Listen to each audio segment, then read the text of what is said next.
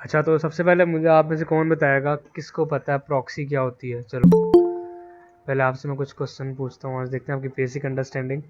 मुझे कौन बताएगा प्रॉक्सी क्या होती है, और प्रॉक्सी की कोई रियल लाइफ एग्जांपल दे सकते हो?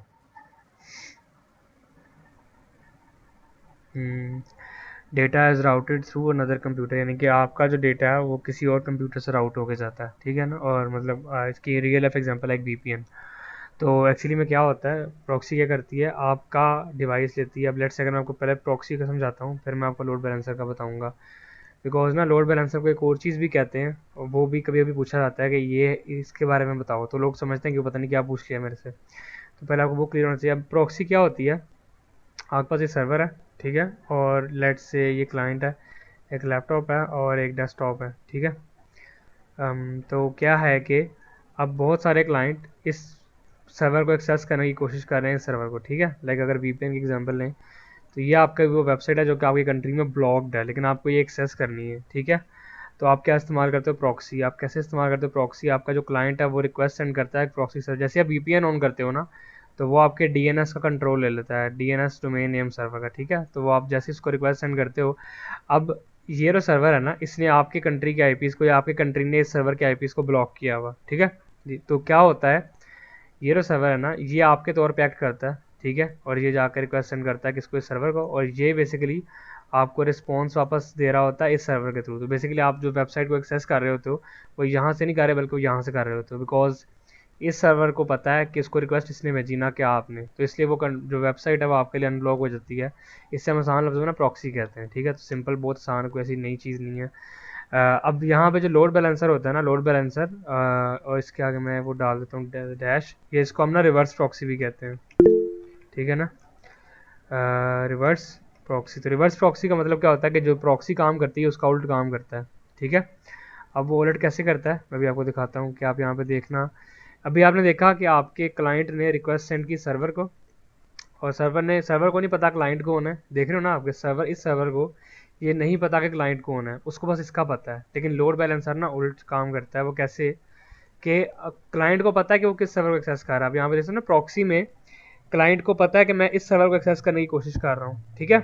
लेकिन इस सर्वर को नहीं पता कि क्लाइंट कौन है। सिंपल सी बात है ना, इसमें कुछ कन्फ्यूजन तो नहीं है ना, कि मुझे पता है कि मैं किस वेबसाइट पर जाना चाहता हूँ, लेकिन उस वेबसाइट को नहीं पता कि मैं कौन हूँ, बिकॉज उसको तो रिक्वेस्ट जहाँ से आ रही है ना, उसको मेरे से तो आ ही नहीं रही, ठीक है। तो ये आपकी प्रॉक्सी होती है। अब रिवर्स प्रॉक्सी क्या होती है, कि आपके पास मल्टीपल सर्वर्स हैं, ठीक है, ये मैंने बना दी है।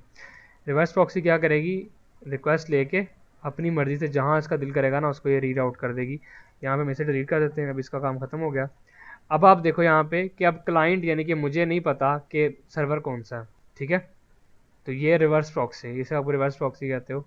ये लोड बैलेंसर होता है एक्चुअली में। अगर आपसे कोई पूछे कि differentiate between proxy and reverse proxy, तो असल में वो यही पूछ रहा है आपसे कि डिफरेंशिएट करो एक लोड बैलेंसर में और बाकी जो आपका प्रॉक्सीज होती हैं उनमें, ठीक है ना। इस तरह अगर आपसे कोई पूछे कि डिफाइन रिवर्स प्रॉक्सी क्या होती है, तो एक्चुअली में लोड बैलेंसर ही होता है, ठीक है। रिवर्स लोड बैलेंसर को रिवर्स प्रॉक्सी भी कहते हैं।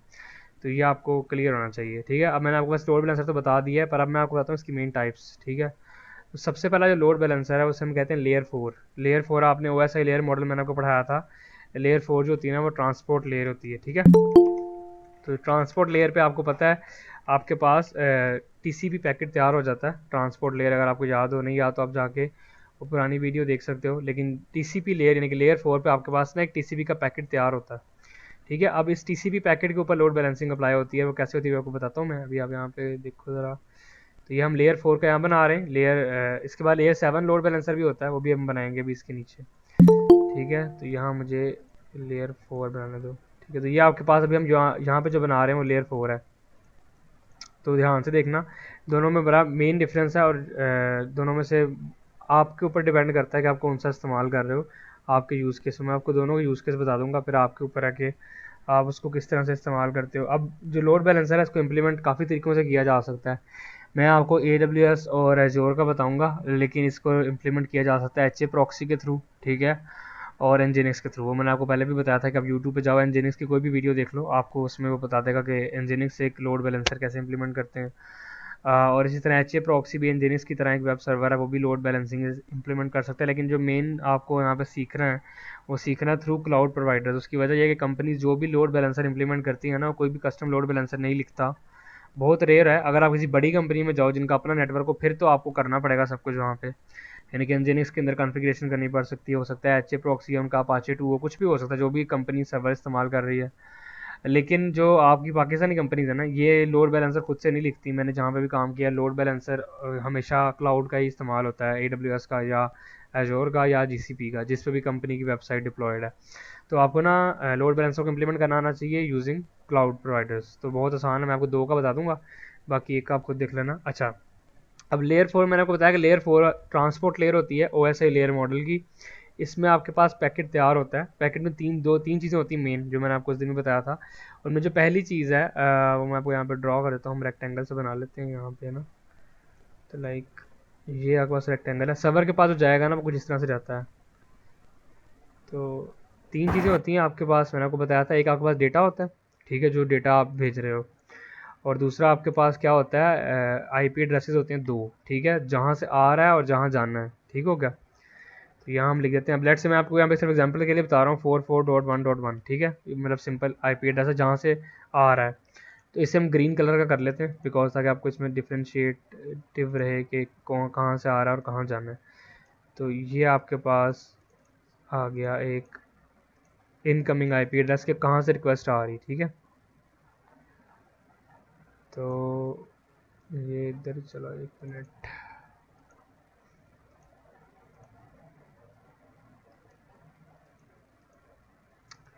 अंडरलाइन करके ठीक रहेगा। तो भाई रुक जाए एक जगह पे। तो आपको समझ आ गई है ना, 44.1.1.1, ठीक है। तो ठीक है, ये बेसिकली कहता है कि मुझे जाना है 2.2.2 पे, ठीक है। लेकिन अब याद रखना कि ये 2.2 ये ना, ये आपके इसका IP एड्रेस है लोड बैलेंसर का। याद रखो ये बात, ये जो 44.2.2 है ना, ये बेसिकली आपके लोड बैलेंसर का IP एड्रेस है। ये इन सर्वर्स का नहीं है। मैं सर्वर्स को भी IP एड्रेस दे लूँगा बाद में भी, बस इतना समझो कि ये डेटा पैकेट होता है जो आपके पास आता है। यहाँ पे आपके पास ना सारा डेटा होता है। तो डेटा को हम कर लेते हैं ब्लू कलर का। मुझे ना ये जो ग्राफिक्स के सॉफ्टवेयर है ना, मुझे बहुत अजीब लगते हैं, इनको थोड़ी सी तो कस्टमाइजेशन देनी चाहिए। चलो, ये आपका डेटा है और ये बेसिकली आपके इस लोड बैलेंसर का IP एड्रेस है, ठीक है। तो ये रेड कलर से कर लेते हैं। अब इस क्लाइंट को सिर्फ इतना पता है। अच्छा, बेसिकली यहाँ पे हम लिख देते हैं कि आपके इस क्लाइंट का जो IP एड्रेस है ना ये है, ताकि आपको ना कन्फ्यूजन ना हो बाद में। तो ये इसका IP एड्रेस है, ये आपके पास डेटा है और यहाँ पे इसने जाना है। अब यहाँ पे मैं आपको एग्जांपल देता हूँ क्या करेगा लोड बैलेंसर। बिकॉज लेयर 4 है, तो ये इस्तेमाल करता है नेट को। Net stands for network address translation. ये क्या करता है, ये आपके जो ये वाला IP एड्रेस है ना जो आपने इसको सेंड किया है, इसको मैप करता है इंटरनल IP एड्रेस पे, जो कि नेटवर्क के इंटरनल इन सर्वर्स के IP एड्रेसेस हैं, जो कि 3 सर्वर्स आपको नज़र आ रहे हैं। तो लेट्स से अगर हम इनको भी IP एड्रेस दें, तो लाइक 44.3.3.3, ठीक है। तो इसे हम कलर दे देते हैं पिंक, ठीक रहेगा। तो ये इसका, और इसे दे देते हैं और इसे दे देते हैं। इनका कलर हम बाद में चेंज कर लेंगे, अभी बस आपको ना समझो ज़रा कि यहाँ पे हो क्या रहा है। तो ये हो जाएगा 4.4.4। ये सिर्फ एग्जांपल्स के लिए, असल में IP एड्रेसिंग ऐसे नहीं होती, ये आपको सिर्फ समझाने के लिए है। 5.5.5, ठीक है। अब लेट से ये लोड बैलेंसर डिसाइड करता है कि मैंने इस सर्वर के पास जाना है। अब ये डिसाइड कैसे करता है, इसके काफ़ी सारे एल्गोरिदम्स हैं। सबसे जो पॉपुलर है, जो कि ऑलरेडी इंप्लीमेंटेड होता है जिनिक्स में या बड़े बड़े लोड बैलेंसर्स में, जो कि AWS या एजोर इस्तेमाल करता है, उसे राउंड रोबिन कहते हैं। आपने पढ़ा होगा OS में, ऑपरेटिंग सिस्टम में आपने राउंड रोबिन स्केजुलिंग पढ़ा होगा ना, तो वही चीज़ यहाँ पर इस्तेमाल होती है। एक आपके पास हार्ट बीट का एक होता है, हर सर्वर में हार्ट बीट को इम्प्लीमेंट किया जाता है। ये भी आपको मैं दिखाऊंगा जब हम क्लाउड में करेंगे। तो ये बेसिकली इसको सेंड कर रही होती हैं heart beats after every 30 second, 10 second, जो भी आप टाइम डिसाइड करोगे ना उसके मुताबिक। और फिर ये उनको मार्क करता है कि आप एक्टिव हो, एक्टिव हो, एक्टिव हो। तो राउंड रॉबिन क्या कहता है, बारी बारी सबके पास जाऊँगा, जो खाली होगा उस पर रिक्वेस्ट भेज दूँगा, ठीक है। तो अब होता क्या है कि आपके पास ये डेटा है जो आपके पास लेयर 4 में आया है, ठीक है। तो इसने क्या करना, लेट्स से ये डिसाइड करता है कि मुझे इस सर्वर के पास भेजना है, ठीक है ना, 44.3.3.3। तो ये क्या कहता है, ये कहता है कि मैं आपके जो डेस्टिनेशन आईपी एड्रेस है ना वो चेंज कर दूंगा। तो लाइक ये जो है ना इसको ये चेंज करके कर देगा 3.3.3। ये किसके थ्रू करता है? नेट के थ्रू करता है। आप जाके गूगल पे पढ़ लेना इसके बारे में। नेट जो है ना वो नेटवर्क एड्रेस ट्रांसलेशन होती है। एक नेटवर्क से दूसरे नेटवर्क में जब जाना चाहते हो ना तो वो नेट से आप ट्रांसलेट करते हो आईपी एड्रेसेस को इंटरनल आईपी एड्रेसेस के अंदर, ठीक है। तो ये नेट होता है, नेटवर्क एड्रेस ट्रांसलेशन। तो लेयर 4 का लोड बैलेंसर इस तरह से काम करता है। देखो बहुत सिंपल है। क्लाइंट ने रिक्वेस्ट सेंड की, उसने डिसाइड किया मैंने कहाँ भेजना है। जैसे उसने डिसाइड किया उसने आपके जो पैकेट था उसकी डेस्टिनेशन पोर्ट चेंज, जो डेस्टिनेशन आईपी एड्रेस था वो मैप करके चेंज कर दिया, ठीक है। तो ये आपका layer 4 load balancer, very simple. अगर यहाँ पे आता तो उसका नाम यहाँ पे लिख देता, अगर यहाँ पे गया आता तो यहाँ पे लिख देता, ठीक है। यानी कि जिस सर्वर पे वो जाएगा वो आपके डेस्टिनेशन आईपी एड्रेस को चेंज करके वो वाला कर देगा जो कि जहाँ पे वो जा रहा है, ठीक है। तो ये लेयर 4। अब इसके ना मसले बहुत सारे हैं, इसके फ़ायदे भी हैं और मसले भी बहुत सारे हैं, पर मसले ज़्यादा हैं। तो हम मसलों से स्टार्ट करते हैं। सबसे पहले अगर आप यहाँ पे एक माइक्रो सर्विस बना रहे होते तो फिर फंस जाते, ठीक है ना। उनका माइक्रो सर्विस मैंने आपको बताया ना राउट की बेस पे होती है। राउट बेस समझते हो? मतलब लेट्स से अगर आप एक माइक्रो सर्विस बना रहे हो कमेंट्स की और एक पोस्ट्स की, दो माइक्रो सर्विसेज हैं किसी ब्लॉग ऐप के अंदर, तो आपको कैसे पता चलेगा यहाँ पे कि बेसिकली यूज़र कमेंट्स लेके आना चाह रहा है कि वो पोस्ट करना चाह रहा है? बिकॉज आपको तो यहाँ पे राउट नहीं ना दिया। लेयर 4 में आपके पास जो यूआरएल होता है वो नहीं आपको पता होता। लेयर 4 के अंदर आपको सिर्फ और सिर्फ आईपी एड्रेस पता होता है बिकॉज ट्रांसपोर्ट लेयर है, ठीक है। तो देखो मसला नंबर 1 आपको मैंने बता दिया, ठीक है, कि आपके पास माइक्रो सर्विसेज इसमें इमेजिन ही नहीं कर सकते क्योंकि सिंपल सी बात है। देखो माइक्रो सर्विस किस तरह से बनती है, वो इस तरह होती है। लाइक अगर आपको कमेंट्स चाहिए ना तो आप कमेंट्स वाली माइक्रो सर्विस के पास जाओगे तो आपको आई लोड बैलेंसर को पता होना चाहिए कि कौन सी माइक्रो सर्विस मैंने एक्सेस करनी है। लेकिन यहाँ पे ऐसा नहीं है। तो आप देख सकते हो सबसे बड़ा जो मसला है लेयर 4 लोड बैलेंसर का, ये माइक्रो सर्विसेज को हैंडल नहीं कर सकता। दूसरा है कि स्मार्ट लोड बैलेंसिंग नहीं है। अब लेट से मैं चाहता हूँ कि मेरी कोई ऐसी ऐप है जो मैं थोड़े से यूज़र को टेस्ट करने के लिए देना चाहता हूँ और वो सिर्फ और सिर्फ मुझे एक स्पेसिफिक ग्लोबल रीजन में देनी है। तो वहाँ भी मैं फंस जाऊँगा बिकॉज मुझे नहीं पता कि स्पेसिफिकली मुझे कहाँ पे रिक्वेस्ट को राउट करना, बिकॉज मुझे ये नहीं पता कि यूज़र कहाँ का है और क्या एक्सेस करना चाह रहा है। आप इसे समझ सकते हो। लेकिन इसका एक फ़ायदा भी है। अब फ़ायदा भी बाद में, तो पहले ज़रा मसले सुन लो। और कैशिंग नहीं, अब इसमें कैश नहीं कर सकते। देखो कैश क्यों नहीं कर सकते? जब तक आपको पता ही नहीं है कि यूज़र प्रोफाइल गेट कर रहा है, वो कमेंट्स गेट कर रहा है, वो क्या खोल रहा है, तब तक आप उस चीज़ को कैश नहीं ना कर पाओगे। तो सिंपल सी बात है, जब आपको पता ही नहीं होगा कि कैश क्या करना है तो कैश क्या करोगे। तो इसमें कैशिंग भी नहीं होती, ठीक है। मैं ये लिख नहीं रहा, वैसे समझ लो। लोड बैलेंसिंग स्मार्ट नहीं होती, ठीक है। माइक्रो सर्विसेज नहीं बना सकते और कैशिंग नहीं कर सकते। तो ये 3 मसले हैं लोड बैलेंसर लेयर 4 के। लेकिन इसके फ़ायदे भी हैं, एफिशिएंट है, ठीक है, मतलब तेज़ है, सिंपल एक टीसीपी कनेक्शन है। देखो ना मैंने आपको बताया कि 1 टीसीपी कनेक्शन है, 2 नहीं है। इसने इसको बोला, इसने फ़ौरन रिक्वेस्ट को चेंज करके इस सर्वर को सेंड कर दिया एक टीसीपी कनेक्शन के अंदर, सिर्फ एक टीसीपी, यानी कि ट्रांसमिशन कंट्रोल। मैंने आपको बताया था ना टीसीपी हैवी होता है, इसके दोनों साइड पे कंजेशन कंट्रोल लगा होता है। और आपको मैंने बताया था कि ई टैग होते हैं और फिर सारा कुछ मैंने आपको बताया था, कैशिंग होती है। और सिन और एक्नॉलेज सिंग रिक्वेस्ट के 3 हैंडशेक होते हैं, यानी कि 3 वे हैंडशेक है ना ये। और फिर टीएलएस भी इस्टेब्लिश करना है, यानी कि ट्रांसपोर्ट लेयर सिक्योरिटी भी है जो एचटीटीपीएस है, तो वो एक अलग से टाइम लेती है। तो ये सिंगल टीसीपी कनेक्शन में ये काम हो जाता है, ठीक है। उसके बाद नेट को इस्तेमाल करता है, नेटवर्क एड्रेस ट्रांसलेशन को, और सिंपलर है, इसमें कुछ मुश्किल नहीं है इंप्लीमेंट करना, बहुत आसान है, आप आराम से इंप्लीमेंट कर सकते हो सिंपल लोड बैलेंसिंग को। अब इसका यूज़ केस क्या है? ये आप तब इस्तेमाल करो जब आपने इंटरनल यूज़ केस के लिए इस्तेमाल, पब्लिक नहीं है, बेसिकली इंटरनल आपकी सर्विसेज को एक्सेस करने के लिए इस्तेमाल करना है। तो उसको पता होगा कि स्पेसिफिकली कौन सा सर्वर कौन सी सर्विस पे काम कर रहा है, तो वो वहाँ पे अच्छी तरह काम कर पाएगा। लेयर 4 लोड बैलेंसर का जो मेन फ़ायदा ये नेटवर्क को फास्ट कर देता है, आपके जो इंटरनल कम्युनिकेशन है ना सर्विसेज की, उसको फास्ट कर देता है। लेकिन ये डिसाइड नहीं कर सकता कि मुझे कहाँ पर लेके जाना है। तो वहाँ पे फिर आता है आपका लेयर 7 लोड बैलेंसर, ठीक है। अब लेयर 7 क्या होता है, मैं इसको ज़रा कॉपी करूँ। तो लेयर 7 में आपको पता है एप्लीकेशन की लेयर होती है, यानी कि आपकी पोर्ट 80 पे जो रिक्वेस्ट आती है वो लेयर 7 के थ्रू आ रही होती है, उसको हम एप्लीकेशन लेयर कहते हैं। तो ये मैंने आपको टीसीपी मॉडल में बताया था, अगर आपने वो वीडियो नहीं देखी आप जाकर यूट्यूब पे देख सकते हो। तो ये लेयर 7 लोड बैलेंसर क्या होता है? अब देखो क्लाइंट को ना पता है, लेट्स से कि मुझे कमेंट्स की माइक्रो, अब मैं यहाँ पे 2 माइक्रो सर्विसेज बना रहा हूँ, बल्कि 3 बनानी पड़ेंगी बिकॉज 3 सर्वर्स हैं। तो लाइक हमें यहाँ से ना क्लाइंट ने बोला कि मुझे कमेंट्स पे जाना है, तो लाइक पहले हम ज़रा इसको माइक्रो सर्विस बना लेते हैं ताकि हमें पता हो। तो लाइक ये आपकी कमेंट्स की माइक्रो सर्विस सबसे ऊपर वाली, ठीक है। तो ये बेसिकली यहाँ पे ना आपके कमेंट्स पड़े हुए सारे जो आपने कमेंट्स की माइक्रो सर्विस बनाई है, तो लाइक इसे हम येलो कह देते हैं। तो ये आपकी कमेंट्स की माइक्रो सर्विस है, ठीक है। और ये है आपकी पोस्ट्स की, ठीक है ना, पोस्ट्स इसका कलर हम ब्लू रखते हैं, ठीक है। तो ये पोस्ट की माइक्रो सर्विस है। और तीसरी मैं बना रहा हूँ चलो हम ऑथेंटिकेशन ये कर लेते हैं, ऑथेंटिकेशन माइक्रो सर्विस, ठीक है। ये बेसिकली यूज़र्स को लॉग इन और साइन अप करवाती है। तो ये आपके पास होगी 3 माइक्रो सर्विसेज, ठीक है। तो अब देखो ये माइक्रो सर्विस है और आपके अब क्लाइंट को पता है मुझे कहाँ पर जाना है, कमेंट्स के पास जाना है। तो अब रिक्वेस्ट चेंज होगी बिकॉज लेयर 7 है ना। तो अब आईपी एड्रेस के साथ आपको क्या आएगा वो भी मिलेगा कि बेसिकली बच्चा कहाँ जाना चाह रहा है। तो यहाँ पे स्लैश कमेंट्स जाना चाह रहा है, ठीक है ना। तो थोड़ा बड़ा हो जाएगा लेकिन चलो कोई नहीं, देख लो, ठीक है।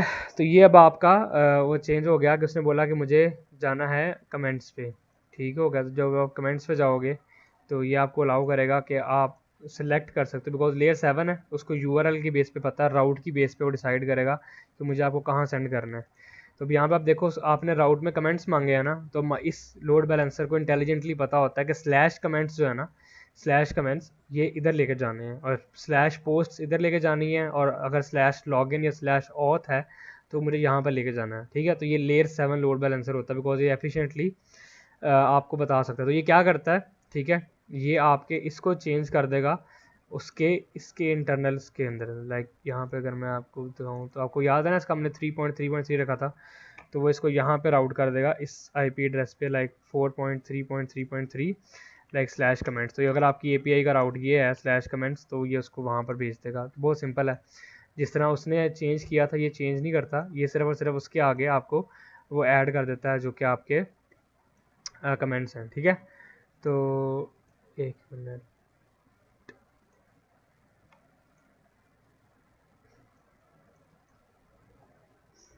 तो ये ठीक होगा।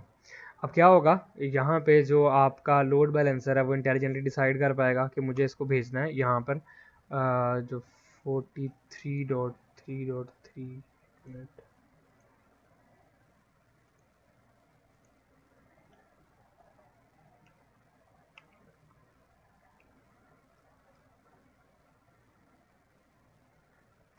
तो ये हम वापस ले आए अपने आईपी एड्रेसेस, ठीक है। लेकिन यहाँ पे आप गौर करो अब कि अब आपका माइक्रो सर्विस जो मैंने आपको बताया था ना पिछले में मसला है कि माइक्रो सर्विस नहीं आप बना सकते, तो वो यहाँ पे बन रही है आराम से और आपको पता है कि आपने कहाँ पे ले जाना। लेकिन इसके भी मसले हैं, ये एक्सपेंसिव है। अगर आप यहाँ पे गौर से देखो कि ये क्या करता है, लोड बैलेंसर आपका डेटा स्टोर करता है। यहाँ पे स्टोर किस तरह करता है, उसको पता है कि क्लाइंट को कहाँ पे जाना है, तो उसको क्या करना पड़ेगा, स्टोर करना पड़ेगा आपका वो डेटा जो आपके यहाँ से आ रहा है मैटर डेटा, यानी कि जो भी आपके रिक्वेस्ट के साथ हेडर्स आ रहे हैं सब कुछ स्टोर होगा। तो यानी कि ये सिक्योर नहीं है, सिक्योर इन द सेंस ये नहीं है कि ये डेटा को स्टोर करता है।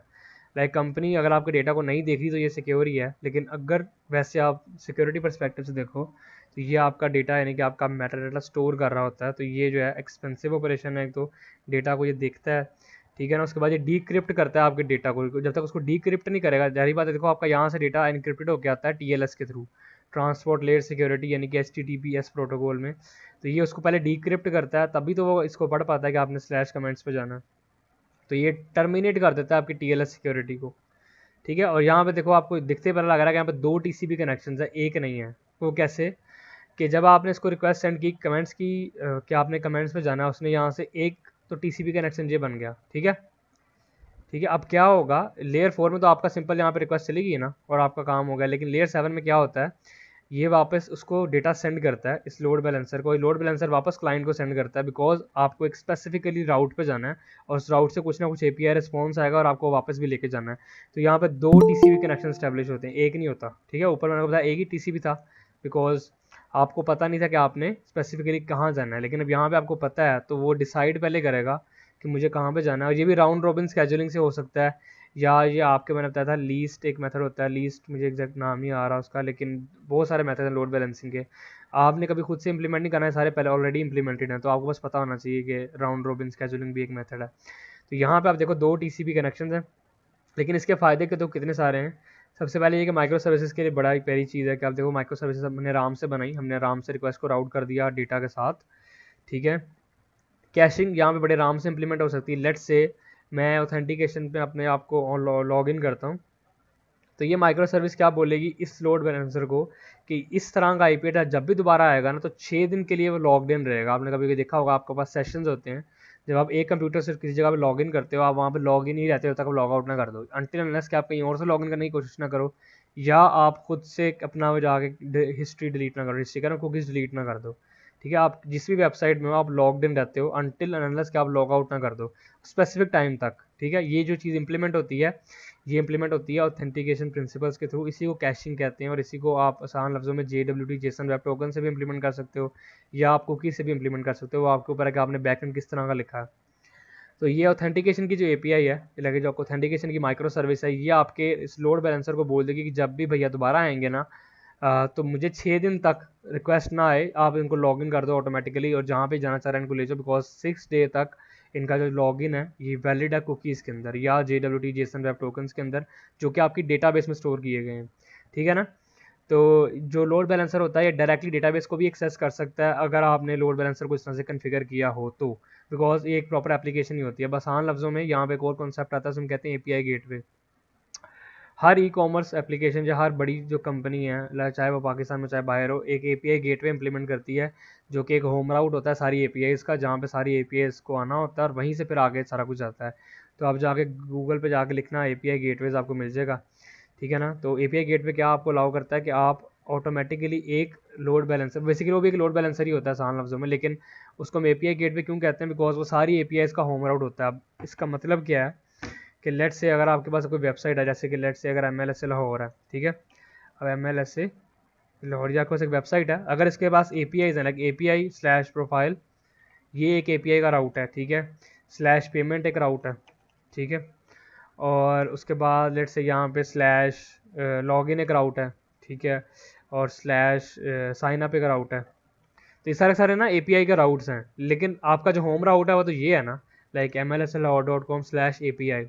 आगे जितने भी हैं वो सारे के सारे किसकी बेस पर डिसाइडेड हैं कि आप कहाँ पे जाना चाह रहे हो। ठीक है, लेट्स से अगर आप ऑथेंटिकेशन में जाना चाहते हो, यहाँ पे आप ऑथ लिखोगे, आगे आप लॉगिन लिखोगे। इससे जो माइक्रो सर्विस यानी कि जो आपका API गेटवे है, यानी कि जो लोड बैलेंसर है, वो ये डिसाइड कर लेता है कि मुझे कहाँ पे लेके जाना है डिपेंडिंग अपॉन दिस कीवर्ड, ये जो आपका राउट है। तो ये API गेटवे होता है। अगर आपने कभी Amazon में AWS में भी आपको दिखा देता हूँ API गेटवे क्या होता है। अगर आप यहाँ पे जाओ, यहाँ पे अगर आप API गेटवे लिखो तो ये आपको इनकी सर्विस पे ले जाएगा, जो कि API गेटवे। ठीक है, यहाँ पे देखो build deploy and manage APIs लिखा हुआ। यह आपको क्या अलाउ करता है कि आपकी API के जितने भी राउट्स हैं उन सबको आप एक ही जगह पे ला के स्टोर कर सकते हो API गेटवे के अंदर। ठीक है, अब देखो यहाँ पे HTTP API बना सकते हो आप, वेब सॉकेट बना सकते हो आप, REST बना सकते हो। ठीक है ना, आप प्राइवेट बना सकते हो, पब्लिक बना सकते हो, सब कुछ आपको ये अलाउ करता है। लेकिन आपको जो समझने वाली बात है सिर्फ ये है, जो मैं बताना चाह रहा हूँ कि लोड बैलेंसर के तौर पे आप API गेटवे भी इस्तेमाल कर सकते हो। लेयर 7 लोड बैलेंसर को API गेटवे भी कहते हैं। अगर आपसे कोई पूछे कि API गेटवे लोड बैलेंसर में क्या डिफरेंस है, तो आप कह सकते हो कि जो API गेटवे है वो ग्लोरीफाइड लोड बैलेंसर होता है लेयर 7 का, जो कि हमारी API राउट्स के स्पेसिफिकली क्रिएट किया जाता है सिर्फ हमारी API राउट्स के लिए। ठीक है, तो ये आप उन्हें बता सकते हो कि लेयर 7 लोड बैलेंसर को आप API गेटवे भी कहते हो जब वो हमारी स्पेसिफिक सर्विसेज के लिए डिज़ाइन किया जाए, तो वो आपका API गेटवे बन जाता है। इस हर एक कंपनी का, हर क्लाउड का अपना एक API गेटवे राउटिंग सिस्टम है। अमेजोन में ये है, AWS में कुछ और हो, AWS में ये है, गूगल में कुछ और होगा, और एज़्योर में कुछ और होगा। ठीक है, तो ये थे आपके लोड बैलेंसर्स लेयर 7 और लेयर 4। मैंने आपको प्रोज भी बता दिए, उनके फ़ायदे और नुकसान दोनों बता दिए। अब मैं आपको दिखा देता हूँ AWS का जो लोड बैलेंसर है उसको इलास्टिक बीनस्टॉक लोड बैलेंसर कहते हैं। आप सिर्फ जहाँ पे लोड बैलेंसर लिखोगे तो वो आपको पहले ही ऑप्शन दे देगा लोड बैलेंसर्स की। एक मिनट, तो यहाँ पे आप देखो लोड बैलेंसर्स आपको नज़र आ रहा है, EC2 फीचर लोड बैलेंसर्स। ठीक है, तो यहाँ पे आप जैसे इस पर क्लिक करोगे तो ये सीधा आपको ले जाएगा आपके EC2 कंसोल में लोड बैलेंसर्स के ऊपर।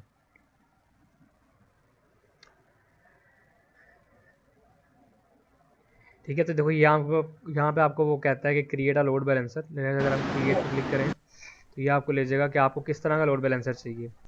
तो ये चीज़ तो आप वैसे डेप्रिकेटेड होगी, मतलब गेटवे लोड बैलेंसर बहुत कम इस्तेमाल होता है, लेकिन आपको यहाँ पे देख सकते हो कि नेटवर्क लोड बैलेंसर है जो कि लेयर 4 है, इसको आप लेयर 4 लोड बैलेंसर कहते हो। ठीक है, मैंने को बोला था ना कि जो लेयर 4 है वो नेटवर्क में इस्तेमाल होता है। दिस इज़ द लेयर 4 और दिस इज़ द लेयर 7। तो ये लेयर 7 लोड बैलेंसर और ये लेयर 4 है। अब आपके यूज़ केस के मुताबिक आप मोस्टली लेयर 7 ही क्रिएट करोगे एप्लीकेशन लोड बैलेंसर। ठीक है, जैसे इस पर क्रिएट पर क्लिक करते हो ना तो ये आपको ले जाएगा क्रिएशन पे। तो लेट्स से अगर हम यहाँ पे लिखें टेस्ट बैलेंसर। ठीक है, और यहाँ पे आपको दो ऑप्शन दे रहा है। मैंने आपको बोला था कि या तो आपका लोड बैलेंसर पब्लिक हो सकता है या वो इंटरनल प्राइवेट हो सकता है। तो इंटरनेट फेसिंग का मतलब पब्लिक होगा, यानी कि इस पर कोई भी रिक्वेस्ट आ सकती है, और इंटरनल का मतलब है कि आपके इंटरनल नेटवर्क के अंदर ही रिक्वेस्ट सिर्फ जा सकती है, बाहर से कोई रिक्वेस्ट नहीं आ सकती। और अब यहाँ पे आपको IPv6 और IPv4 दोनों एड्रेस दे सकते हो, आपकी मर्ज़ी है, तो आप IPv4 के साथ रहो। ठीक है, उसके बाद आपसे पूछ रहा है अवेलेबिलिटी जोन कितने चाहिए आपको। ठीक है, नेटवर्क की मैपिंग कहाँ कहाँ पे हो, यहाँ पे आप चाहो चीज़ चेंज कर सकते हो, न्यू सिक्योरिटी ग्रुप बना सकते हो अगर आप चाहो तो। ठीक है, उसके बाद उसने बोला कि बेसिकली लिसन कहाँ पे करेगा, पोर्ट 80 पे, बिकॉज आपको पता है आप STTP बना रहे हो ना, एप्लीकेशन लोड बैलेंसर है, तो एप्लीकेशन कहाँ पे क्रिएट होती है, पोर्ट 80 पे। ठीक है, तो यहाँ पे आप आके पोर्ट 80 को सेलेक्ट कर सकते हो एज अ लिसनर। अगर आप चाहो ग्लोबल एक्सेलेरेटर बना सकते हो, ये आपके बेसिकली IP एड्रेस को ना स्टैटिक IP एड्रेसिंग करके ग्लोबल ले जाएगा, यानी कि अवेलेबिलिटी इंक्रीज़ कर देगा। और बाकी भी यहाँ पे देखो ये समरी है, इंटरनेट फेसिंग IPv4 है, सिक्योरिटी ग्रुप डिफ़ॉल्ट है, VPC है, और HTTP रोल बैलेंसर। तो अगर हम इसे मिनिमलिस्टिकली क्रिएट करें ना, तो ये आपसे ना एक रीजन मांगेगा। लेट्स से हम इसे 2 रीजन दे देते हैं। ठीक है, तो 1 मिनट, मैंने ना वर्चुअल मशीन नहीं क्रिएट की हुई, रुको ज़रा। जब आपके पास 2 VM क्रिएट होंगे ना, दोनों का अपना अपना सिक्योरिटी ग्रुप होगा। ठीक है, तो आप टारगेट टाइप चूज़ कर सकते हो कि आपने इंस्टेंस के साथ अटैच करना है, IP एड्रेस के साथ करना है, लैम्डा फंक्शन के साथ करना है, कि एप्लीकेशन लोड बैलेंसर कोई और बनाया हुआ है और उसके ऊपर एक और बनाना चाह रहे हो आप। ठीक है, अब मेरे पास कोई इंस्टेंस नहीं चल रही, मैं आपको बस दिखा देता हूँ। यहाँ पे आप टारगेट जब क्लिक करोगे ना, तो यहाँ पे आप टारगेट ग्रुप नेम चूज़ कर सकते हो, और यहाँ पे आके आप हेल्थ चेक लगा सकते हो कि हेल्थ चेक पोर्ट 80, इसका मतलब होता है पोर्ट 80 यानी कि होम राउट। ठीक है, तो आप HTTPS से हेल्थ चेक कर सकते हो। अगर आपके पास डोमेन है, अगर डोमेन नहीं तो HTTP के साथ कर सकते हो। और ये आपके प्रोटोकॉल आपसे पूछ रहा है, मैंने आपको बताया था HTTP 1 है, HTTP 2 है। ठीक है, और HTTP 3 यानी कि gRPC, जिसको क्विस भी कहते हैं, वही gRPC। अगर आपकी API gRPC बेस्ड है तो आप gRPC भी दे सकते हो। ठीक है, लेकिन आपकी मर्ज़ी है। तो यहाँ से आप आके नेक्स्ट कर देना, तो ये चल जाएगा। आप यूट्यूब पे कोई भी वीडियो देख लो, तो आपको यहाँ पे इंटरवल मिल रहा है कि कितनी सेकंड बाद चेक करना है। लाइक मैं कहता हूँ मुझे हर 5 सेकंड बाद चेक करना है कि सर्विस ऑन है कि ऑफ है। टाइम आउट भी 5 सेकंड का रखा हुआ है। अनहेल्दी थ्रेशोल्ड 2 है। अगर कंसेक्यूटिव 2 हेल्थ फेलियर हो गए तो उसके बाद वो सर्विस को फेल करार दे के उसको डाउन कर देगा और हमें कहीं और ले जाएगा। और हेल्दी थ्रेशोल्ड्स के लिए मिनिमम 5 दफ़ा सक्सेसफुल चेक्स चाहिए। अगर 5वां दफ़ा वो सक्सेसफुल चेक्स देगा तभी हम उसे कंसीडर करेंगे कि वो एक्टिव है सर्विस। ये आपकी हेल्थ चेक है, मैंने आपको बोला था ना कि हेल्थ चेक जो है, यानी कि जो बीट सर्विस है, ये आपकी बिल्ट इन होती है लोड बैलेंसर के साथ। तो अब यहाँ पे देखो ये बिल्ट इन है, ये लोड बैलेंसर खुद ब खुद आपकी सारी के सारे उनको चेक करेगा, जितने भी इसके साथ इंस्टेंसेस कनेक्ट होंगी, और ये आपके रिक्वेस्ट को उसी तरह से राउट करेगा। तो अब यहाँ पे आप सब कुछ फिल करोगे, यहाँ से आप नेक्स्ट कर सकते हो। लेट्स से टेस्ट टारगेट मैं अभी करंट चाह रहा, बिकॉज मेरे पास ना कोई इंस्टेंस नहीं क्रिएट हुई। इंस्टेंस क्रिएट करूँगा तो 25-30 मिनट लग जाएंगे यहाँ पे।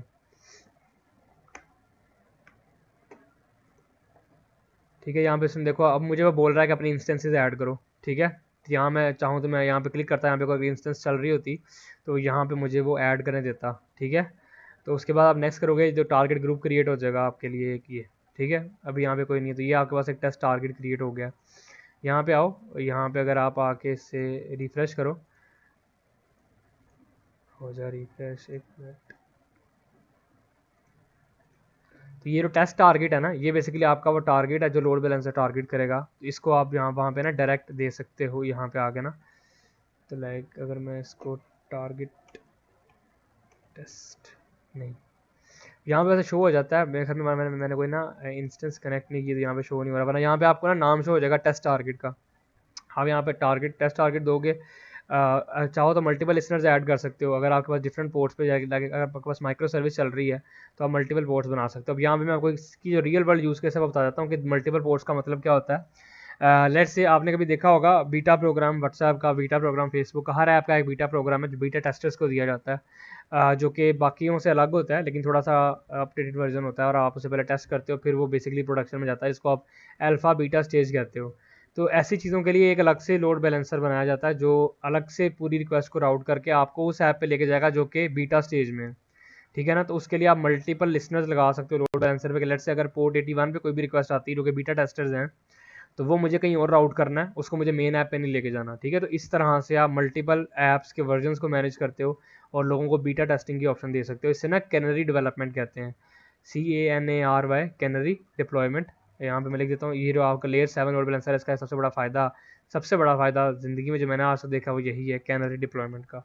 क्या आप ना कैनरी डिप्लॉयमेंट कर सकते हो। ये क्या होता है कि आप यूज़र को अलाउ कर सकते हो कि स्पेसिफिकली जो बीटा टेस्टर्स हैं वो आपकी वेबसाइट को टेस्ट कर सकेंगे। और उनको कैसे रिकग्नाइज़ करोगे, ये लोड बैलेंसर लेयर 7 उनके आईपी एड्रेसेस या उनके जो अकाउंट्स की बेस पे उनको रिकग्नाइज करेगा कि वो लोग कैनरी डिप्लॉयमेंट के टेस्टर्स हैं, तो उनको कहीं यहाँ पे नहीं लेके जाना, कहीं और लेके जाना, ठीक है। तो ये आप इम्प्लीमेंट कर सकते हो मल्टीपल लिसनर्स के साथ भी अगर आप चाहो तो, वरना सिंगल के साथ भी हो सकता है, ऐसा कोई मुश्किल नहीं है। तो यहाँ पर आप सब कुछ आप कर दोगे तो यहाँ पे लोड बैलेंसर क्रिएट हो जाएगा, और फिर आप जब आपकी दो तीन ऐप्स क्रिएट होंगी, आप जाके रन करके देखना, कभी वो आपको लेके जाएगा एक इंस्टेंस पे, कभी वो लेके जाएगा एक पे, फिर एक को बंद कर देना दूसरी को ऑन करना, और फिर देखना कि वो आपको दूसरी भी लेके जाएगा, ठीक है। तो अकाउंट आप जाके AWS पे क्रिएट कर सकते हो, यहाँ पे अपना डेबिट कार्ड डाल दो जो वीज़ा कार्ड है, तो आपको 1 साल के लिए फ्री मिल जाएगा, ठीक है। तो 1 साल में काफ़ी कुछ इनका फ्री है। अगर मैं आपको AWS का फ्री टियर दिखाऊँ तो बहुत कुछ फ्री देते हैं लोग, मतलब एक्स्ट्रा ही फ्री है, मेरे हिसाब से इतनी ज़रूरत भी नहीं, इतना फ्री देते हैं। तो मैं आपको दिखा देता हूँ कितना फ्री है। आप यहाँ पे देख सकते हो कि अमेज़ॉन EC2 जो है ना, यानी कि जो EC2 आपको मैंने खोल के दिखाया है, ये मैंने क्रिएट किया है, मुझे इसके 750 आवर्स मंथ, एक महीने में 750 घंटे फ्री हैं, ठीक है। ताकि ये अमेज़ॉन का फ्री टियर है। अमेज़ॉन S3 का 5 GB storage per month free है, 5 GB standard storage per month, 20,000 gate request और 2,000 पुट रिक्वेस्ट। और अमेज़ॉन की जो रिलेशनल डेटाबेस सिस्टम है 750 आवर्स में उसके मंथली फ्री हैं। अमेज़ॉन DynamoDB 25 GB फ्री है। SageMaker 2 मंथ तक फ्री ट्रायल है। लैम्डा पे तो वैसे ही 1 मिलियन रिक्वेस्ट हैं जो कभी रीच हो ही नहीं सकती। ये लाइफ लॉन्ग फ्री है, ये हमेशा ही फ्री रहता है, देखो यहाँ पे लिखा हुआ है ऑलवेज फ्री, ठीक है। तो लैम्डा पे हमेशा 1 मिलियन रिक्वेस्ट ऑलवेज फ्री होती हैं। रेड शिफ्ट 2 मंथ के लिए फ्री है। ओपन सर्च जिनकी सर्विस है 750 आवर्स। तो यहाँ पे आप खुद एक्सप्लोर करना, अगर आप फ्री टियर को करते हो एक्टिवेट, तो आप पूरे AWS की हर सर्विस को टेस्ट कर सकते हो, डिप्लॉय कर सकते हो, देख सकते हो कि कैसी चीज़ें काम कर रही हैं, ठीक है ना। तो आप गूगल पे जाके, यूट्यूब पे जाके लिखो how to connect your credit card या वीज़ा कार्ड विद AWS, वो पूरा एक दिन का प्रोसेस है, आपको सारा कुछ कर देंगे, फिर आपका अकाउंट एक्टिवेट हो जाएगा। फिर आप सारा कुछ प्रैक्टिस कर सकते हो यहाँ पे। तो यहाँ पे आपको रीजन्स मिल जाएंगे, जिस रीजन में आप चाहो प्रैक्टिस कर सकते हो। तो यहाँ पे प्रोजेक्ट्स बना के उनको फिर आप गिटहब पे डालो, तो एक और एज होता है कि बच्चे ने क्राउड पे डिप्लॉय किया हुआ, ऐसी चीज़ें डिप्लॉय होती हैं। 750 आवर्स आपको फ्री है ना, तो एक छोटा सा 1 GB की वर्चुअल मशीन जो आपको फ्री होती है, उस पर अपनी ऐप को डिप्लॉय करो, उसको लाइव कर दो, ठीक है ना। तो उसका लिंक दे दो अपने गिटहब पे, तो वो एक लाइव प्रोजेक्ट की तरह डील होगा, ठीक है। आप यहाँ पे टेस्टिंग भी कर सकते हो, कुछ भी, यानी कि जो आप रियल क्लाउड पे कर सकते हो ना पैसे दे के, वही आप यहाँ पे बगैर पैसों के कर सकते हो 1 साल तक, ठीक है। अब आ जाओ एजोर पे। एजोर का अपना भी, इसका भी अपना लोड बैलेंसर है, ठीक है। तो अगर आप यहाँ पे लिखोगे लोड बैलेंसर तो यहाँ पे आपको मिल जाएगा, ठीक है। तो लेकिन लोड बैलेंसर ना आपसे कुछ मांगता है पहले। बेसिकली अगर मैं आपको यहाँ पे क्रिएट करके दिखाऊँ एक लोड बैलेंसर, तो ये आपसे पहले ना, मुझे इसकी एग्जैक्ट नाम नहीं याद है सर्विस का क्या नाम है, लेकिन ये कुछ आपसे ना मैपिंग और पता नहीं ऐसा कुछ मांगता है, मुझे एग्जैक्ट नहीं याद। आप आगे यूट्यूब वीडियो देख लेना। लेकिन अब यहाँ पे देख लो कि सब्सक्रिप्शन है, रिसोर्स ग्रुप का नाम मांगेगा। अगर आप नया बना लोगे तो नया रिसोर्स ग्रुप बन जाएगा, लोड बैलेंसर का नाम, ठीक है। उसके बाद साउथ ईस्ट एशिया, ठीक है, रीजन। SKU स्टैंडर्ड बनाना है कि बेसिक का। बेसिक और स्टैंडर्ड में क्या फ़र्क है, बेसिक जो है वो बहुत बेसिक है, लेकिन उसमें कुछ भी नहीं होता। स्टैंडर्ड आपको अलाउ करता है कि आप सारे हर वो फंक्शन, यानी कि जो पेड फंक्शन है वो इस्तेमाल कर सको। मेरे पास तो वो पेड सर्विस है $150 पर मंथ की, तो मैं तो स्टैंडर्ड, वरना आप बेसिक के साथ ट्राई कर सकते हो अगर आप फ्री में कर रहे हो तो, लाइक सिर्फ टेस्टिंग करने के लिए। उसके बाद पब्लिक, और वही जिस तरह आपको मैंने AWS में दिखाया था, पब्लिक बनाना है कि इंटरनल बनाना है, और रीजनल बनाओगे ग्लोबल बनाओगे, ये भी आपकी मर्जी होती है, ठीक है। अब लेट्स से अगर मैं यहाँ पे एक नया ही बना लेते हैं हम, यहाँ पे लेट्स से अगर यहाँ पे हम टेस्ट बैलेंसर लिखें। अच्छा, लोड बैलेंसर को लगाने के लिए ना आपके पास मिनिमम 2 इंस्टेंसेस चल रही होनी चाहिए, तभी आप लोड बैलेंसर लगा सकते हो, वरना फ़ायदा ही नहीं है। तो अगर आप यहाँ पे लिखो टेस्ट बैलेंसर, ठीक है ना, इसका नाम भी हम टेस्ट बैलेंसर रख देते हैं। स्टैंडर्ड रखो, पब्लिक रखो, रीजनल रखो। तो आप नेक्स्ट IP कॉन्फ़िगरेशन पे जाओगे तो ये आपको बोल देगा कि फ्रंट एंड का IP एड्रेस एंटर करो, ठीक है ना। तो आप यहाँ पे फ्रंट एंड का IP कॉन्फ़िगर कर सकते हो, ठीक है। आपने डिसाइड करना है कि IPv4 होगा कि IPv6 होगा, ठीक है ना। IP प्रीफिक्स होगा कि एड्रेस होगा, तो यहाँ पे लिख सकते हैं लेट से IP4 बैलेंसर, ठीक है ना, लाइक 4 बैलेंसर, तो IP एड्रेस 4 बैलेंसर हो जाएगा। तो यहाँ से आप चूज़ कर सकते हो, ठीक है, या फिर क्रिएट न्यू कर सकते हो, आपकी मर्ज़ी है। गेटवे की ज़रूरत नहीं, बिकॉज हम गेटवे बना नहीं रहे, तो क्रिएट न्यू पे क्लिक करोगे तो आपसे नाम पूछेगा, जोन पूछेगा, और क्रिएट कर देगा आपके लिए नया IP एड्रेस। मैं नहीं कर पाया, उसके पैसे बढ़ते हैं, तो अभी मैं नहीं कर रहा, ठीक है। तो जैसे आप इसे ऐड करोगे ना, तो ये आपको यहाँ पे वो ऐड कर देगा। फिर आप बैक एंड पूल्स पे आगे जाओगे, या आप यूट्यूब वीडियो देख लेना कि how to set up back end pools, या मैं आपको किसी दिन ना पूरा ट्यूटोरियल सिर्फ इस चीज़ पे करा दूंगा कि AWS लोड बैलेंसर कैसे बनाना है, और जो लोड बैलेंसर बहुत आसान है, सिर्फ क्लिक करना है, GUI पे सारा काम है। सिर्फ यूट्यूब वीडियो देखो, कोई भी 5 मिनट के 7 मिनट में आपका पूरा एक लोड बैलेंसर क्रिएट हो गया, आप टेस्ट भी से कर सकते हो, ठीक है। तो ये खुद करना, ये आपके समझो कि असाइनमेंट है, आपके वीकेंड आ रहा है, अगर आपके पास सर्विसेज नहीं है, आप किसी दोस्त से अकाउंट ले सकते हो। माइक्रोसॉफ्ट एजोर का तो काफ़ी सारे ML ऐसे फिर हैं इधर उधर, इनको कोई काम नहीं है एजोर का, फिर भी उनके पास अकाउंट्स हैं, वो आप उनसे ले सकते हो, कभी मुझे दे दे, मैंने वैसी टेस्टिंग करनी है। ठीक है, और वरना आप, मैंने को बताया, क्रेडिट कार्ड डाल सकते हो या डेबिट कार्ड डाल सकते हो, वीज़ा कार्ड होना चाहिए बस। ये पे पाक और यूनियन पे नहीं चलता, वीज़ा कार्ड होना चाहिए। वीज़ा कार्ड आपके पास नहीं है तो आप नया पे का अकाउंट बनाओ। नया पे एक कंपनी है जो आपको वीज़ा कार्ड देती है, वीज़ा डेबिट कार्ड देती है, तो उस पर अकाउंट बनाओ, तो एक हफ्ते में आपके घर में आ जाएगा आपका वीज़ा डेबिट कार्ड। उससे आप AWS पे अकाउंट बना सकते हो विदाउट टेंशन के ना, मैंने उसी पे बनाया हुआ है। ठीक है, तो अब किसी को क्वेश्चन है तो पूछ लो, किसी को लोड बैलेंसिंग कुछ समझना है, बहुत आसान चीज़ें हैं ये, लेकिन थोड़ी सी अगर आप तवज्जो दो ना तो आप एक बड़ी अच्छी सर्विस बना सकते हो, लाइक अच्छा प्रोजेक्ट बना सकते हो इसमें लोड बैलेंसर्स हो मल्टीपल, और उसको फिर गिटहब पे डाल सकते हो कोड के थ्रू ना। और अगर आप Nginx से लोड बैलेंसर इंप्लीमेंट करना चाहते हो, मैं आपको बता देता हूँ, Nginx की फाइल में ना एक अपस्ट्रीम का कीवर्ड आता है, ठीक है ना, अपस्ट्रीम कहते हैं उसे। तो अपस्ट्रीम में आप जिस जिस IP एड्रेस का लिखोगे ना, वो सारे के सारे उस Nginx के साथ कनेक्ट हो जाएंगे एज नोड्स। ठीक है ना, तो Nginx जो है वो लोड बैलेंसर के तौर पे काम करेगा, और जितने भी आप IP एड्रेस वहाँ पे एंटर करोगे सारे नोड्स होंगे जिनको Nginx पॉइंट कर सकता है। ठीक है, तो वो Nginx का लोड बैलेंसर, ऐसे HA प्रॉक्सी में भी आप बना सकते हो। HA प्रॉक्सी में जो कीवर्ड है वो डिफरेंट है, वो अपस्ट्रीम नहीं है, कुछ और है। तो वो आपको मैं करवा दूंगा, अगर आप कहो तो मैं एक दिन सेशन करा करना, तो वो मैंने आपको डॉकर पे कराना है। आप क्या करो, डॉकर कंटेनर बनाओ एक Nginx का, उसको पोर्ट 80 पे चला दो, पोर्ट 80 पे अपने लोकल, और उसकी कॉन्फ़िगरेशन फाइल को एक्सेस करो डॉकर कंटेनर से, और उसमें चेंज करके नोड जेएस की एक सर्विस बनाओ जो कि 3-4 पोर्ट्स पे चलती हो। ठीक है, like app dot listen, 2 apps है ना, मल्टीपल ऐप्स सोर्स पे लिसन करेंगी। तो अगर आपको इस चीज़ की समझ नहीं आ रही, आप मेरे गिटहब पे जा सकते हो। ठीक है, मैंने बेसिकली ये काफका से इंप्लीमेंट की एक माइक्रो सर्विस, आप उसी काफका को चेंज करके ना आप उसके साथ एक लोड बैलेंसर अटैच करके टेस्ट कर सकते हो कि चीज़ें कैसे काम करती हैं। ठीक है, अगर आप यहाँ पे जाओ ना तो यहाँ पे आपको मिलेगी, ये देखो, node JS Docker Kafka micro service. ठीक है, ये जो सर्विस आप इसी को रन करो ना अपने लोकल में जाके, 2 सर्विसेज हैं देखो, पोस्टग्रेस और मोंगोडीबी। तो यहाँ मैंने डॉकर कंपोज में ना ऑटोमेटिकली इनको डिफरेंट पोर्ट्स पे चलाया हुआ है। ठीक है, अगर आप यहाँ पे आके देखो तो जो मोंगोडीबी है वो 8000 पे चल रही है, और जो पोस्टग्रेस है वो 8080 पे चल रहा है। इस तरह आपने यहाँ पे ना एक सर्विस और ऐड करनी है इसके बिल्कुल नीचे, जो कि Nginx की सर्विस होगी। Nginx क्या करेगा, इस ऐप को एक्सेस करेगा पोर्ट 8080 के थ्रू, और इसको करेगा 80 के थ्रू। और जब इन दोनों को एक्सेस करेगा ना, तब वहाँ पे आप अपस्ट्रीम लगाओगे कि भाई कभी तो रिक्वेस्ट जाए 8000 पे और कभी वो जाए 8080 के ऊपर। ठीक है, तो आप इसको टेस्ट कर सकते हो इस प्रोजेक्ट के थ्रू। ये बेसिकली एक माइक्रो सर्विस है जो कि एक ऑथेंटिकेशन ऐप है, जो कि एक ही लॉगिन को मल्टीपल ऐप्स के थ्रू करता है। जब एक बंदा रजिस्टर करता है ना, तो उसको रजिस्टर ये पोस्टग्रेस में भी करती है और मोंगोडीबी में करती है, यानी कि 2 डेटा एप्लीकेशन हैं, एक नो एसक्यूएल की और एक एसक्यूएल की। तो ये माइक्रो सर्विस है, बहुत फंडामेंटल माइक्रो सर्विस है, तो आप इससे टेस्ट कर सकते हो लोकल। ठीक है, सिर्फ आपने डाउनलोड करना है और यहाँ पे जो जो लिखा है वो आपने इंस्टॉल कर लेना है, डॉकर को डाउनलोड करना है, डॉकर कंपोज आप करोगे तो वो स्टार्ट हो जाएगा। ठीक है, तो कोई क्वेश्चन आप किसी का था मुझसे पूछ लो। प्रोजेक्ट्स बनाओ, बैक एंड आता ही प्रोजेक्ट बनाने से है, देखने से कभी नहीं आएगा। मैं भी देखता रहता था पहले, मुझे कभी नहीं आया था, जब मैंने बनाना शुरू किया तब मुझे आना शुरू हुआ। ठीक है ना, अब एटलीस्ट मेरी जो कोशिश है वो ये, आपको पता तो हो एटलीस्ट, अगर आप कभी भी इंटरव्यू में जाओ तो आप वहाँ पे स्टक ना हो, या वहाँ पे रुक ना जाओ बिल्कुल कि मुझसे क्या पूछ लिया। आपको सारा कुछ मैंने जितना पता होना चाहिए ना इस बैचलर्स लेवल पे, BS लेवल पे, या एक नए सॉफ्टवेयर इंजीनियरिंग लेवल पे, ये आप जो है ना, इतना वैसे काफ़ी है मेरे हिसाब से। और भी चीज़ें वैसे काफ़ी सारी और भी इन डिटेल है, अभी नेट का मैंने नहीं बताया आपको। आप यूट्यूब पे जाकर लिखो नेट कैसे काम करता है, उसके बारे में सीखो, बिकॉज नेट काफ़ी जगह पे इस्तेमाल होता है। यहाँ तक कि जब आप वर्चुअल मशीन पे हाइपरवाइजर को चलाते हो ना वर्चुअल मशीन के थ्रू, जिस तरह आप वर्चुअल बॉक्स पे चलाते हो, वो भी मोस्टली नेट पे ही काम करता है, नेटवर्क एड्रेस ट्रांसलेशन पे। और हैकर्स अगर आपने बनना है या साइबर सिक्योरिटी में जाना है तो नेट के बगैर तो ज़िंदगी है ही नहीं। ठीक है, तो वो थोड़े एडवांस कॉन्सेप्ट हैं, उनको आप देखो। टारगेट ग्रुप को देखना है AWS में जाके, और लोड बैलेंसेस को देखना, आपको काफ़ी कुछ सीखने को मिलेगा। ठीक है, तो कोई क्वेश्चन है तो पूछो।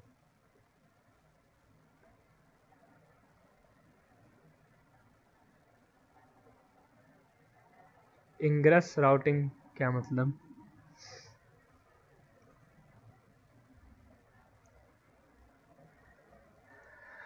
इंग्रेस राउटिंग क्या होता है?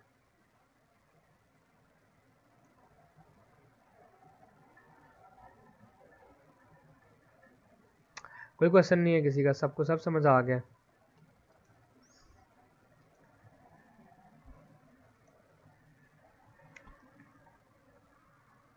बस ठीक है, फिर आप प्रैक्टिस शुरू करो, सर्विसेज बनाओ।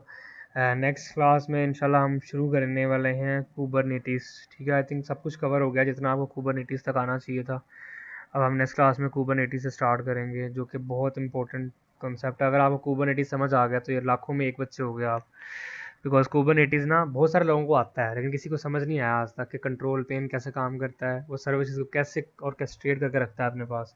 तो मैं आपको ना एक नेटवर्क परस्पेक्टिव से पहले बताऊंगा, फिर इम्प्लीमेंटेशन बाद में कराऊंगा। उसके फ़ौरन बाद हम टेराफॉर्म करेंगे। टेराफॉर्म जो है वो IaaC है, इंफ्रास्ट्रक्चर एज कोड है, ठीक है।